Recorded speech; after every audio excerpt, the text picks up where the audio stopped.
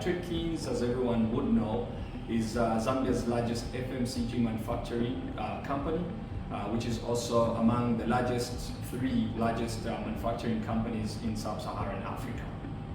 The 25-30 years of existence, we started with a very humble narrative by the year 1995 to what we are today, metamorphosed into one of the most admired brand in the continent. And we've got the product appetite, and that's distribution into 10 African countries. And some of the contributions that we're making to both locally and regionally are: one, we boast of 16,000 employees across the group. And you see how the 16,000 jobs that I talked about, those are direct and indirect, or let me put it this way, across the value chain. So we have wholesalers that buy from us at wholesale, then they sell retail or buy or sell to small units. The SMEs, they also sell, and they are creating employment. They are self-reliant, they are self-sufficient.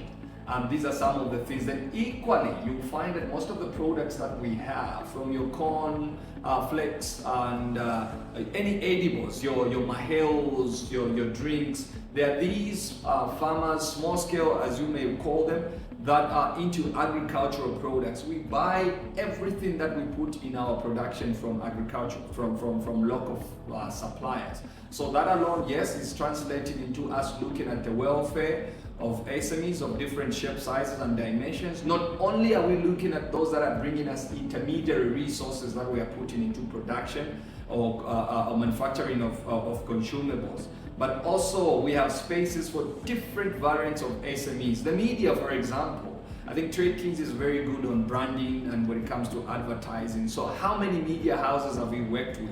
Not only are we working with media houses, we're also working with the creatives, artists. You've seen musicians, they've come on board. We've seen filmmakers, and so we are really looking at a very huge landscape in terms of SME enhancement and job creation.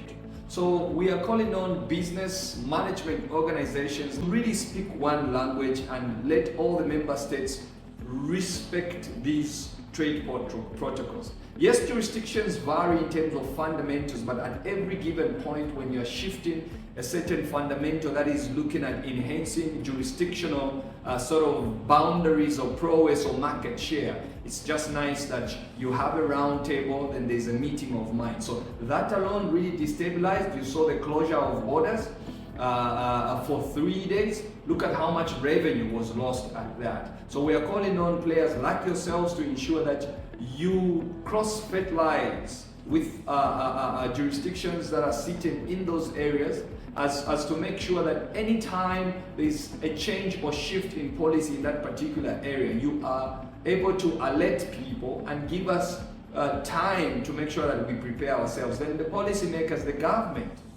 government is only as good when private sector is good.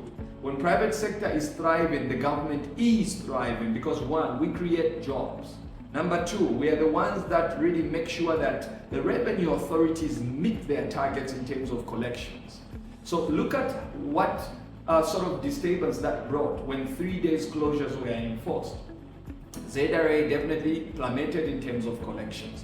So we're calling on the government to ensure that they sign watertight trade facilitation protocols and processes that are not going to be halfway. These are supposed to be Blu-ray and watertight.